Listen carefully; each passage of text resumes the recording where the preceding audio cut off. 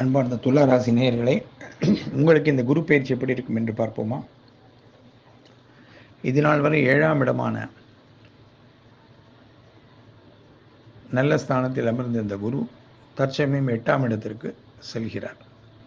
பொதுவாக எல்லாரும் என்ன நினைப்போம் அப்படின்னா, துலா ராசி சார் இவ்வளோ நாள் 7ல் இருந்தார், எனக்கு ஒன்றும் பெரிய எஃபெக்ட் இல்லை சார் அப்படின்னு தான் சொல்லுவாங்க.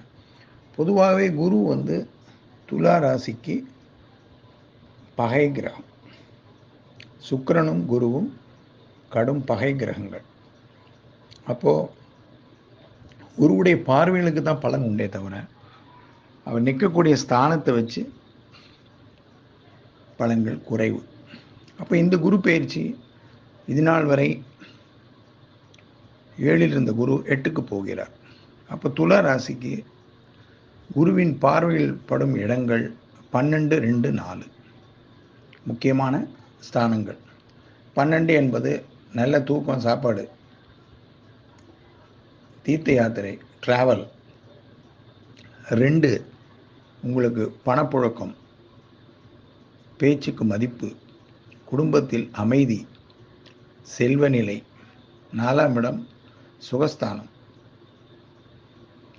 ஒரு வீடு இல்லை, ஒரு வீடு வாங்குகிறேன், ஒரு வண்டி வாங்குகிறேன், அந்த மாதிரி முயற்சிகளுக்கு வெற்றி கிடைக்கும். உற்றார் உறவுகள் உதவி செய்வார்கள். நண்பர்கள் வட்டாரத்தில் நல்ல பலன் கிடைக்கும். நண்பர்களால் சகாயம் உண்டு. மனைவியுடன் சற்று அனுசரித்து செல்வது நல்லது. அவர்கள் கை சற்று ஓங்கி இருக்கும். ஆகவே அதுக்காக அவங்க சொல்கிற கருத்தை கேட்க வேண்டாங்கிறதில்ல, கேட்டால் நல்ல ரிசல்ட் கிடைக்கும். அதனால் நீங்கள் தைரியமாக நம்பி செயல்படலாம். வேலையில் சிலருக்கு இடமாற்றம், ஊர் மாற்றம், டிரான்ஸ்ஃபர் முதலியன ஏற்படும். பிள்ளைகள் பற்றிய கவலைகள் மேலோங்கும். பிள்ளைகளால் சுப செலவுகள் வரும். வீட்டில் திருமண பருவ வயதில் உடைய பெண் பிள்ளைகளுக்கு நல்ல வரன் அமையும். திருமண காரியங்கள் கைகூடும். அதனால் ஒரு சுப செலவு செய்ய வேண்டிய சூழ்நிலைக்கு நீங்கள் தள்ளப்படுவீர்கள். ஆகவே ஃபைனான்ஸ் ரெடியாக வச்சுக்கணும். ஃபைனான்ஸ் எப்போதும் ரெடியாக இருக்கணும். அதுக்கு உண்டான நிதி நிலையை நீங்கள் மேம்படுத்தி கொள்ள வேண்டும். பணம் வரும். கேட்ட இடத்துல உதவிகள் கிடைக்கும். பொருளாதார முன்னேற்றம் உண்டு. குடும்பத்தில் மகிழ்ச்சி உண்டு. உங்கள் சொல்வாக்கு கூடும். அதே நேரத்தில் பிறரது விஷயங்களில் நீங்கள் தலையிட வேண்டாம். அடுத்தவனுக்கு கருத்து சொல்லாதீங்க. சொன்னால் அதனால் வீண் மன வருத்தம், சண்டை, பிரச்சனைகள் வரும். நீங்கள் யார் விஷயத்துலையும் இந்த குரு பயிற்சியில் தலையிட வேண்டாம். யாருக்கும் ஷூரிட்டி ஜாமீன் போடாதீங்க. பண சம்பந்தமான விஷயங்கள் ரொம்ப க்ளோஸ் ஃப்ரெண்டாக இருப்பாங்க. ஒரு 20 வருஷம் பழக்கம், எனக்கு ரொம்ப கஷ்டமாக இருக்குது, ஒரு 5 lakhs வாங்கி கொடு, ஃபைனான்ஸ் வாங்கி கொடுப்பீங்க. அவர் உண்மையிலே நல்லவர் தான். ஆனால் இந்த குரு பயிற்சி உங்கள் கிரகத்துக்கு அவரை கட்ட விடாது. ஆகையால் பொருளாதார நெருக்கடியில் சிக்கிக்கொள்வீர்கள். ரொம்ப கவனம். ஷூரிட்டி ஜாமீன் யாருக்கும் வேண்டாம். பழைய கேஸுகள் இருந்தால், ஏதாவது பெண்டிங் கேஸு, வம்பு, வழக்கு, வியாஜியங்கள் இருந்தால் சற்று வாய்தா வாங்கி தள்ளி போடுங்க. கொஞ்சம் தள்ளி போடுங்க. எதிர்பாராத பணவரவுகள் வரும். அதனால் கொஞ்சம் செலவு சுமைகளை சரி செய்து கொள்ளலாம். அதற்கு வாய்ப்புகள் உண்டு. மாணவர்கள், மாணவிகள் கல்வியில் மேம்படுவார்கள். துளாராசிக்காரங்களுக்கு இந்த வருஷம் 10th எழுத போகிறேன், 12th எழுத போகிறேன்னா நல்ல ஹை மார்க்ஸு வரும். கவலைப்பட வேண்டாம். அதே நேரத்தில் சிலர் தீர்த்த யாத்திரை, வெளிநாடு, வெளியூர் பிரயாணங்கள் சென்று வருவார்கள். அது ஒரு நல்ல அமைப்பு. வேலையில் இருப்பவர்களுக்கு சில பதவி உயர்வுகள் இடமாற்றத்துடன் கிடைக்கும். உடல் நலத்தில் எப்பொழுதும் அக்கறை தேவை. நேரத்துக்கு சாப்பிடணும், நேரத்துக்கு தூங்கணும். இல்லையானால் வீணான உபாதைகள் ஏற்படும். சிலருக்கு பல்வலி, இஎன்டி பிரச்சனைகள், அடிவயிறு சம்பந்தமான பிரச்சனைகள், ஏற்கனவே பைல்ஸ் கம்ப்ளைண்ட் இருக்கிறவங்களுக்கு ஏற்கனவே இருக்கிறவங்களுக்கு சொல்கிறேன், இருந்ததுன்னா ரொம்ப அக்ரிவேட் ஆகும். அதற்கு உண்டான நல்ல மருந்துகளையும் நல்ல மருத்துவர்களையும் அணுகி உடல் நலத்தை பேண வேண்டும். ப்ரெஷர் இருக்கிறவங்களுக்கு ப்ரெஷர் கூடும். அதனால் அதை கொஞ்சம் பார்த்துங்க. இதெல்லாம் கண்ட்ரோலாக வச்சுக்கணும். இதுக்கெல்லாம் காரணம் உணவு பழக்கம். சரியான நேரத்தில் சாப்பிடணும். உடம்பு என்பது ஒரு மிஷின் மாதிரி தான். அப்போது அதுக்கு கரெக்டான ஆகாரங்களை கொடுத்தால் சரியாக வேலை செய்யும். அந்த டயத்தை தள்ளி போட்டால் அந்த உடம்பு மக்கர் பண்ணும். அப்போது அதனால் அவஸ்தைப்பட போகிறது நாம் தான். மருத்துவ செலவுகள் கூடும். டாக்டருக்கு அடிக்கடி போயிட்டு வர வேண்டிய சூழ்நிலையில் வரும். சின்ன வியாதின்னு விட்டுறாதீங்க. உடனே போய் டாக்டரை பாருங்கள். பார்த்தீங்கன்னா அப்போக்கப்போ க்யூர் பண்ணிடலாம். அதனால் உங்களுக்கு நன்மை தானே தவிர கெடுதல் இல்லை. பெரிய செலவு வந்து தப்பித்து கொள்ளலாம். ஒரு சின்ன எக்ஸ்ரே எடுத்து பார்க்குறது போய் ஒரு எம்ஆர்ஐ ஸ்கேன் 5000 ரூபாய்க்கு எடுக்க வேண்டாம். அதுதான் செலவு வித்தியாசம். 400 ரூபா எக்ஸ்ரே எங்கே இருக்குது, 5000 ரூபா எங்கே இருக்குது, டிஃப்ரென்ஸ். அதுதான் வித்தியாசம். அப்போ அதை உடனே எடுத்து செய்துவிட வேண்டும். சிலருக்கு பல்வலி வரும், மிக கவனம். பல்வலி வரும், மிக கவனமாக இருங்கள். கண்ட பதார்த்தங்களை சாப்பிடாதீர்கள். முக்கியமாக சாப்பிடக்கூடாது அதிகமான கார உணவுகளை தவிர்த்து விடுங்கள். காரமான உணவுகளை, காரம் புளிப்பு ரெண்டையுமே தவிர்த்து விடுங்கள். மிதமாக உள்ள உணவுகளை சாப்பிடுங்கள். அதாவது என்னென்னா, உணவில் வந்து பதம் என்பது சரியான உப்பு, காரம், புளிப்பு இதெல்லாம் சம அளவில் இருக்க வேண்டும். அந்த மாதிரி நல்ல உணவுகளை சாப்பிட வேண்டும். சாப்பிட்டீர்களானால் பெரிய பிரச்சனைகளிலிருந்து தப்பித்து கொள்ளலாம். அது ரொம்ப முக்கியம். மனைவி வகையிலிருந்து உதவிகள் கிடைக்கும். மனைவி வகை குடும்பத்தார் உங்களுக்கு அனுசரணையான உதவிகளை செய்வார்கள். கௌரவம் பார்த்து விட்டுறாதீங்க. தேவையான அதை பயன்படுத்தி கொள்ளலாம். அது உங்களுக்கு மிக நன்மையாக இருக்கும். அதனால் சார் நான் எப்போவுமே இல்லை சார், நான் துலா ராசிக்காரன், ரொம்ப நியாயம், நான் அது செய்ய மாட்டேன் இது செய்ய மாட்டேன் அப்படின்னு சொல்லி பிரயோஜனம் இல்லை. துலா ராசிக்காரங்க கொஞ்சம் நியாயமாக இருப்பாங்க. பேசிக்கலி நல்லவங்க, எனக்கு பிடிக்கும். நான் இதுக்காக சொல்லலை, ஜென்ரலாக சொல்கிறேன். துலா ராசிக்காரங்க நியாயமாக தராசு, அதாவது எதிரியையும் மன்னித்து ஏற்றுக்கொள்ளக்கூடிய நல்ல சுபாவம் உள்ளவன் தான் துலா ராசிக்காரன். அதுலேயும் சுவாதி நட்சத்திரம்லாம் நல்ல மக்கள், நல்லா இருப்பாங்க. ஆனால் சுவாதி நட்சத்திரம்லாம் பொதுவாக இந்த துலா ராசிக்காரங்களுக்கு என்னென்ன, பொதுவாக ஊருக்கு உழைப்போம், குடும்பத்தை விட்டுட்டு ஏற்ற வீட்டுக்கு போய் வேலை செஞ்சுட்டு இருப்பாங்க. அப்போ வீட்டில் இருக்கிறவங்களுக்கு கோபம் வரும், கண்டிப்பாக வரும். என்ன நம்ம வேலையை செய்யாமல் அங்கே போய் செஞ்சிட்ருக்காரு அப்படின்னு வீட்டில் மனைவி உங்கள் மேலே கடிந்து கொள்வார்கள். மிக கவனம். உதவி செய்ய வேண்டியதான், தனக்கு போக தான் தானம், தன் பிரச்சனை போக தான் அடுத்தவங்க பிரச்சனையை பார்க்கணும். ஆகவே நீங்கள் இதிலெல்லாம் ரொம்ப கவனமாக செயல்பட்டு குடும்ப சூழலை நீங்கள் அனுசரித்து செல்ல வேண்டும். எப்போதும் ஒரே மாதிரி இருக்க முடியாது மனிதன். காலத்துக்கு தகுந்த மாதிரி மாறிக்கொள்ள வேண்டும். துலா ராசிக்கு அது பெரிய கஷ்டம். அது மாற்றிக்கொண்டீர்களானால் பல பிரச்சனைகளிலிருந்து நீங்கள் வீண் பிரச்சனைகள், சண்டைகளிலிருந்து தப்பித்து கொள்ளலாம். அதற்கு ஒரு நல்ல உபாயம் சொல்கிறேன். யாராவது ஏதோ ஒரு வேலை சொன்னாங்கன்னா பார்க்கலாம், முடிஞ்சால் செய்கிறேன் அப்படின்னு சொல்லிடுங்க. கமிட்டெல்லாம் எதுவும் ஒத்துக்காதீங்க. கமிட்டடாக நான் பண்ணிடுவேன், நாளைக்கு செஞ்சிடறேன், நாளைக்கு செஞ்சிடறேன் சொல்லாங்க, செய்ய முடியாமல் போயிடும். அதனால் அவங்க மேலே வருத்தப்படுவீங்க. வீட்டை விட்டு வெளியில் போய் அலைஞ்சு அவன் அடுத்தவங்க காரியத்துக்கு போய் வீட்லேயும் உங்களுக்கு திட்டு விடும். அந்த காரியத்தை செய்ய முடியாமல் போய் யாருக்கு செய்து கொடுக்குறேன் என்று வாக்குறுதி கொடுத்தீங்களோ அவங்களும் உங்களை திட்டுவாங்க. ஸோ 2 பக்கமும் அடி. மிக கவனம்.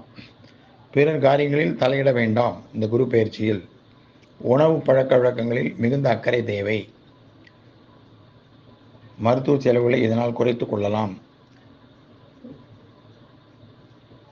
எதிரிகள் திடீர் நண்பர் ஆவார்கள். பொதுவாக துலா ராசி மன்னித்து ஏற்றுக்கொள்வதில் அதுக்காக எல்லாரையும் சேர்த்துக்க வேண்டாம். சில பேர் ரொம்ப கெட்டவனும் இருப்பான். பழைய பகையை மனதில் வைத்துக்கொண்டு உங்களை பழிவாங்க கூட சில பேர் உங்களை திருப்பி வந்து ரீஜாயின் பண்ணுவாங்க. உஷாராக இருங்க, கவனமாக இருக்க வேண்டும் என்பதற்காக தான் இதை சொல்கிறேன். ரொம்ப ஜாக்கிரதையாக தரமறிந்து பழக வேண்டும், குறிப்பறிந்து உதவ வேண்டும், குணமறிந்து உதவி கேட்க வேண்டும். குணமறிந்து உதவி கேட்கணும். நாம் போய் ஒருத்தன்ட்ட நீங்கள் போய் ஒரு உதவி கேட்குறீங்கன்னா அவன் கண்டிப்பாக செய்கிறவனா இருக்கணும், அவன்கிட்ட போய் கேட்கணும். சும்மா செய்யாத ஆள்கிட்ட போய் ஜம்பம் பார்க்குறவன்ட்ட போய் நீங்கள் கேட்டு அவன் ஏதாவது ஒன்று சொல்லி அதனால் உங்களுக்கு மன வருத்தம் மனக்கசப்பு ஏற்படும். அதை தவிர்த்து விடுங்கள். வங்கி லோன்கள் கிடைக்கும், பேங்க் இதுகள் போடலாம், வாங்கிக்கலாம். ரொம்ப நாளாக வெளிநாடு போகணும், விசா கிடைக்கல, விசா கிடைக்கும். வேலைவாய்ப்பு முயற்சிகள் கடும் சிரமத்துக்கு பிறகு அமையும், கடும் சிரமத்துக்கு பிறகு அமையும். கொஞ்சம் போராடி தான் பெறணும். உடனே டிஜெக்ட் ஆகிடாதீங்க. 10 கம்பெனி போடுங்க, 3 இன்டர்வியூ வந்துச்சுன்னா சூஸ் த பெஸ்ட்டு, அட்டன் பண்ணி செலக்ட் ஆகிடுங்க. பிள்ளைகளின் கல்வி மேம்படும். வேலை இல்லாத உங்கள் வீட்டில் படிச்சுட்டு பெண்கள் வேலை இல்லாமல் இருந்தால் அவங்களுக்கு உத்தியோகம் கிடைக்கும். இப்போ உத்தியோகத்துக்கு உண்டான நல்ல காலம், அப்ளை பண்ணலாம். பிள்ளைகளுக்கு வேலை கிடைத்தால் உங்களுக்கு கொஞ்சம் பெருமூச்சு விடுவீர்கள். அதனால் உங்களுக்கு கொஞ்சம் பொருளாதார நெருக்கடி சுமைகள் குறையும். ஆகவே பிள்ளைகளை பற்றிய கவலை சற்று குறையும். அதற்குண்டான முயற்சிகளை தாராளமாக செய்யலாம். உறவுகளிடம் அனுசரித்து செல்ல வேண்டும். உற்றார் உறவினர் உதவிக்கரம் நீட்டுவார்கள். பணவரவு சரளமாகும். எதிரிகள் சரண்டர் ஆவார்கள். வழக்கு வியாஜ்யங்களில் வெற்றி கிடைக்கும். பூர்வீக சொத்துக்கள் இழுபறியாகும். சற்று நாள் கடந்து அதற்குண்டான முயற்சிகளை செய்யுங்கள். குரு அடுத்த வருடம் வரும்பொழுது நீங்கள் தை மாதத்துக்கு மேலே எந்த முயற்சியும் பண்ணலாம். 2025 தை பிறந்து டார்கெட் வச்சுங்க. அது வரைக்கும் கொஞ்சம் இந்த பூர்வீக சொத்து சம்பந்தமான விஷயங்கள், பெண்டிங் இஷ்யூஸ் எது இருந்தால் அதை கொஞ்சம் ஆற போடுங்க. இப்போ ஒன்றும் பெருசாக பண்ண வேண்டாம். பண்ணினா வீண் செலவு, அதனால் மன வருத்தம், அலைச்சல், திருச்சல் இதெல்லாம் ஏற்படும். பெரிய வெற்றிகளை தராது. அப்புறம் கடைசியில் ஏண்டா போகணுன்னு வந்து போயிடுவீங்க. அதில் அதை பார்த்துங்க. கொடுக்கல் வாங்கலில் கவனம் தேவை. வேண்டாத ஆளுக்கெல்லாம் பணத்தை கொடுத்துட்டு சார் திருப்பி வரலையே, ரொம்ப நல்லவர் தான், ஆளையே காணமேன்னு தேடாதீங்க. ஏன்னா இந்த குரு பயிற்சியில் உங்களுக்கு வீண் செலவு, பொருள் விரயம் ஏற்படுறதுக்கு வாய்ப்புகள் உண்டு. பணம் வரும், அதை நீங்கள் சரியாக காபந்து பண்ணணும். அதான் ரொம்ப முக்கியம். திட்டமிட்டு செலவு செய்ய வேண்டும். தேவையில்லாத அனாவசிய செலவுகளை குறைக்க வேண்டும். நான் கமிட்டலாக இருக்கணும். நான் உங்களுக்கு அதை செஞ்சேன், இதை செஞ்சேன், எல்லாருக்கும் போய் வாக்குறுதி கொடுத்துடாதீங்க. கொடுத்தா அதை செய்ய முடியாமல் போய் உங்களுக்கு பெரிய சிரமங்கள் நிச்சயமாக ஏற்படும். கவனம். வாக்குறுதி வேண்டாம். பண உதவி பிறருக்கு வேண்டாம். குடும்பத்தில் சுமூகமாக பழகுங்கள். விட்டு கொடுத்து செல்லுங்கள். விட்டு கொடுப்பவன் கெட்டு போவதில்லை. நல்ல பலன்கள் கிடைக்கும். பிறருடைய அனுசரணை, ஒத்தாசைகள் கிடைக்கும். இது மிக ஒரு நல்ல பலன். நண்பர்கள் சகாயம் செய்வார்கள். நண்பர்களால் உதவிகள் கிடைக்கும். நண்பர்களிலிருந்து கொஞ்சம் பணம் வேணால் பிரட்டி கொள்ளனாலும் பிரட்டி கொள்ளலாம். ஆனால் கரெக்டாக திருப்பி கொடுத்துடணும். துளாராசிக்காரங்க கரெக்டாக கொடுத்துருவாங்க, அது ஒன்றும் பிரச்சனை இல்லை, ஏமாற்ற மாட்டீர்கள். துளாராசி நியாயமான ராசி. எதிரியை மன்னிக்கும் ஈகை குணம் கொண்டவர்கள் துளாராசிக்காரர். மனிதனா தவறு செய்கிறவன் தான், விடுப்பா, அதை பெருசாக எடுத்துக்காதீங்கன்னு பெருந்தன்மையாக விட்டுடுவாங்க. அதேமாதிரி துயரத்தை கண்டு துளாராசிக்காரன் ஒன்றும் பயந்துட மாட்டான். துயரங்களை துச்சமென மதித்து எதிர்கொண்டு போராடுவோம் தான் துலா.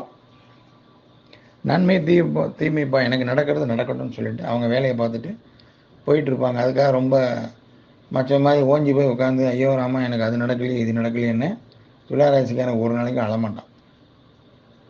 துணிவே அவங்களுக்கு கவசம். தைரியமாக செயல்படுவாங்க. அது ஒரு பெரிய நல்ல விஷயம் துளாராசிக்கு. அதே மாதிரி பிறருடைய நன்மை தீமைகளையும்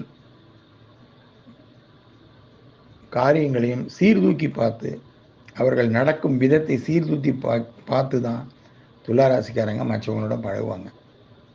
அது ஒரு கிஃப்ட்டு அவங்களுக்கு. சும்மா எல்லாத்தையுமே ஃப்ரெண்ட்ஷிப்பு, வந்தவங்க போனவன்ட்டெல்லாம் ஃப்ரெண்ட்ஷிப் வச்சுட்டு அப்புறம் மன கஷ்டம், பண கஷ்டம், ஃப்ரெண்டுனால நான் ஏமாந்தேன், அந்த மாதிரி பிரச்சனைலாம் துளாராசிக்கு வராது. they'll be very selective in friends. ரொம்ப தெளிவாக இருப்பாங்க. நல்ல சீர்தூக்கி பார்க்கக்கூடிய அறிவு கூர்மை திறன் உள்ளவர்கள் துளாராசிக்காரர்கள். சொல்லிட்டாங்கிறதுக்கு உடனே நம்பிட மாட்டாங்க. அது ஒரு ஸ்பெஷல் குணம் அவங்கள்ட்ட.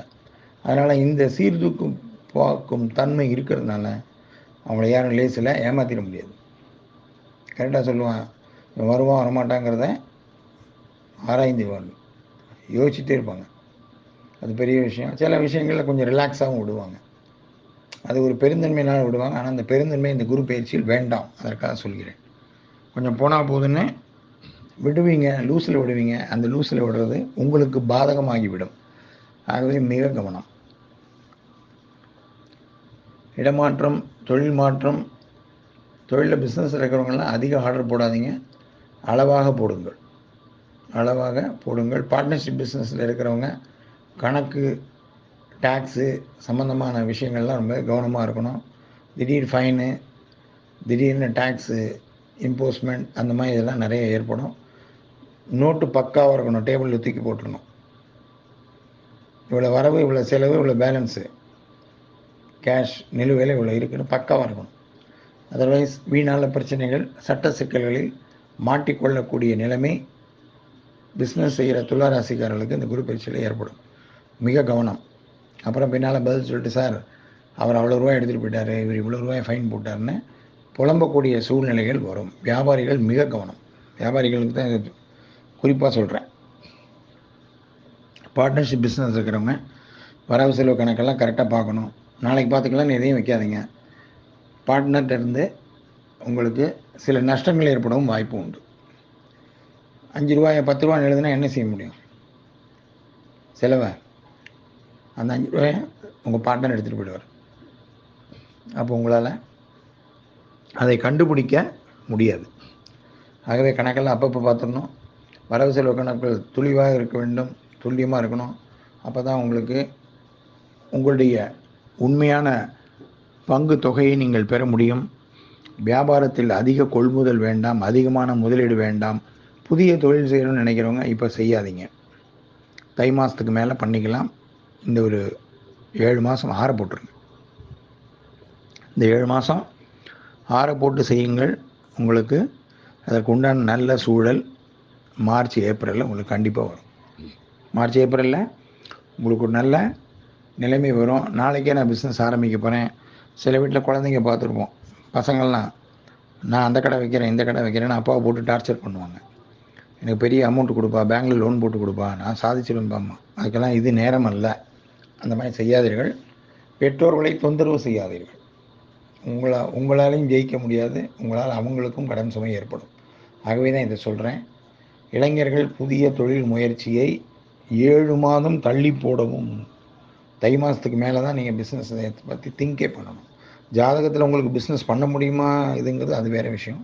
அது பர்சனலாக கான்டாக்ட் பண்ணி பே பண்ணி நீங்கள் பார்த்துக்கங்க. ஆனால் தொழில் செய்வதற்கு, புதிய தொழில் தொடங்குவதற்கு இது உகந்த நேரம் அல்ல, சரியாக வராது. இப்போ நீங்கள் பண்ணிங்கன்னா நஷ்டம் ஏற்படும், பார்ட்னருக்கு லாபம், உங்களுக்கு வீணான மன வருத்தம், பண வருத்தம், அவ்வளோதான். அதே போல் உறவுகள் நல்ல சகஜமாக பழகுவாங்க. சில பேர் புனித தீர்த்த யாத்திரைகள் போய் வருவீர்கள். வெளியூர் பிரயாணங்கள் வெற்றி தரும். சொன்ன வாக்கை நிறைவேற்றத்துக்கு கொஞ்சம் பாடுபட வேண்டி செய்ய வேண்டி வரும். அதனால் வாக்கு கொடுக்கறதுக்கு முன்னால் முடியுமான்னு யோசித்து தான் கொடுக்கணும். சும்மா கொடுத்துவிட்டு அப்புறம் சார் என்னால் முடியல அப்படின்னு சொல்லக்கூடாது. வருமுன் காப்பவன் விவேகி, வந்த பின் வருத்தப்படுபவன் தியாகி. தியாகிக்கு என்ன இருக்கும்? சிலை தான் இருக்கும், பட் சிரமங்கள் எவ்வளோ இருக்கும்? அதுபோல தான் உங்கள் கதை. மிக கவனம், எதிலும் மிக கவனம். திட்டமிட்டு செயல்படுங்கள். பண செலவை குறைத்து கொள்ளுங்கள். வீண் செலவு, ஆடம்பர செலவுகள் வரும். ஆடை ஆபரணங்கள் வாங்கக்கூடிய ஆசைகள் வரும். வீட்டில் மனைவியை கேட்பாங்க, குழந்தைங்க கேட்கும், அதை வாங்கி கொடுங்கப்பா, இதை வாங்கி கொடுங்கப்பான்னு. அதெல்லாம் கொஞ்சம் குறைத்து கொள்ளுங்கள். செய்யணும், அதுக்காக ஒன்றுமே செய்யாமல் இருக்க முடியாது. 100% செய்கிறத ஒரு 40% செய்யுங்க. வச்சது அப்புறம் வாங்கி தரேன்ப்பா, கொஞ்சம் நாள் போட்டுன்னு சொல்லி அதை நீங்கள் சமயோஜிதமாக அந்த செலவுகளை தவிர்க்க வேண்டும். இல்லைன்னா புதிய கடன் படக்கூடிய சூழ்நிலைகள் உண்டாகும். அப்புறம் கடன், வட்டி, அதனால் உங்களுக்கு பிரச்சனை. இதை நீங்கள் எதிர்கொள்ள வேண்டிய சூழ்நிலை உருவாகும். வாக்குறுதி வேண்டாம், பண ஜாமீன் வேண்டாம், புதிய இடமாற்றங்கள், தொழில் மாற்றம் ஏற்படும். பழைய ஏற்கனவே தொழிலில் இருக்கிறவங்க புதிய கொள்முதல், அதிக ரூபாய் போட்டு முதலீடு செய்து பிஸ்னஸ் செய்ய வேண்டாம். மெதுவாக ஓடுற வியாபாரம் ஓடட்டும். இப்போ என்ன வருதோ அதை அப்படியே மெயின்டைன் பண்ணி தை மாதம் வரைக்கும் கொண்டு போயிடுங்க. அதுக்கப்புறம் பார்த்துக்கலாம். அதுக்கப்புறம் கிரக மாற்றங்கள் இருக்குது, பார்த்துக்கொள்ளலாம், பிரச்சனை இல்லை. இப்போ எதிலும் அகல்கால் வைப்பது அவ்வளவு நல்லது அல்ல. மிக கவனம். இந்த குரு பெயர்ச்சியில் உங்களுக்கு பரிகார காண்டமாக துலா ராசிக்காரர்கள் சென்று வழிபட்டு வர வேண்டிய கோவில் கும்பகோணம் டு மாயவரம் போகும் வழியில் உள்ள திருச்சேரை ஸ்ரீ சார பரமேஸ்வரர் சிவன் ருண விமோச்சன லிங்கம். 2 சிவனும் ஒரே சன்னதியில் இருப்பாங்க. அங்கே போய் ஒரு வெள்ளிக்கிழமை அர்ச்சனை பண்ணுங்க. அர்ச்சனை அபிஷேகம் செய்யலாம். அபிஷேகம் செய்து ஒரு 11 நாளைக்கு உங்கள் பேரில் அர்ச்சனை, குடும்ப அர்ச்சனை பண்ண சொல்லி அர்ச்சகரிடம் சொல்லி முதல் நாள் அபிஷேகம் பிரார்த்தனை பண்ணிவிட்டு வந்துடுங்க. நைவேத்தியம் புளி சாதம், தயிர் சாதம், சன்னதி விநியோகம் பண்ணிவிட்டு அங்கே இருக்கக்கூடிய சிவன் அம்பாள் ருண விமோச்சன லிங்கம், கடன் வியாதி பகைகளை தீர்க்கக்கூடிய விசேஷமான ருண விமோச்சன லிங்கம். ருணம் என்றால் ரோகம். இந்த கோயிலுக்கு போயிட்டு வாங்க. துளாராசிக்கு இந்த குரு பயிற்சி பல சங்கடங்களை தீர்த்து வைக்கும். அற்புதமான கோவில். அங்கே பக்கத்திலேயே சாரநாத பெருமாள்னு ஒரு விஷ்ணு கோவிலும் இருக்குது. அதே ஊரில் ஒரு 2 தெரு தள்ளி இருக்கும். அந்த பெருமாளையும் சேவித்து விட்டு வாருங்க. மிக அற்புதமாக இருக்கும். இந்த 2 கோவிலுக்கும் போயிட்டு வாங்க. முக்கியமாக துளாராசிக்காரர்கள் போயிட்டு வந்தால் அந்த குரு பயிற்சியிலிருந்து வரக்கூடிய பெரிய பாதிப்புகளையும் சிக்கல்களையும் பண முடைகளையும் எதிர்பாராமல் வரக்கூடிய கடன் சுமைகளையும் நீங்கள் தவிர்த்து கொண்டு ஒரு நிம்மதி பெருமூச்சு விடலாம். உடல் அசௌகரியங்கள் குறையும். நோய் இருக்கிறவங்களுக்கு நோய் குணமாகும். இதெல்லாம் விசேஷமான பரிகாரம். நல்ல ரொம்ப அருமையான கோவில். போயிட்டு வாங்க. ருண விமோச்சன லிங்கம். ருணம் என்றால் கடன், பகை, வியாதி, சத்ரு, எதிர்ப்பு, பொறாமை எல்லாத்தையும் தீர்க்கக்கூடிய ருண விமோச்சன லிங்கம். திருச்சேரை சார பரமேஸ்வரர். 2 சிவன் இருப்பாங்க, ஒரு அம்பாள். இந்த 3 சன்னதியிலையும் அபிஷேகம், அர்ச்சனை. ஒரே ஒரு முறை குடும்பத்துடன் போயிட்டு கும்பிட்டு வாங்க. அருமையாக பலன்கள்லாம் ஃபஸ்ட் கிளாஸாக இருக்கும். இந்த குருவுடைய அதிக தொந்தரவுகள் குறையும். அதிகமான சுமைகளை குரு குறைத்து தருவார். இந்த வழிபாட்டினால் உங்களுக்கு வாழ்க்கையில் பல நல்ல புதிய வழிகள் பிறக்கும். சிந்தனை தெளிவாகும். சிக்கல்கள் தீரும். வியாதி பகை விலகும். புதிய கெடுபலன்கள் வராது. வாழ்க வளமுடன். சுபம்.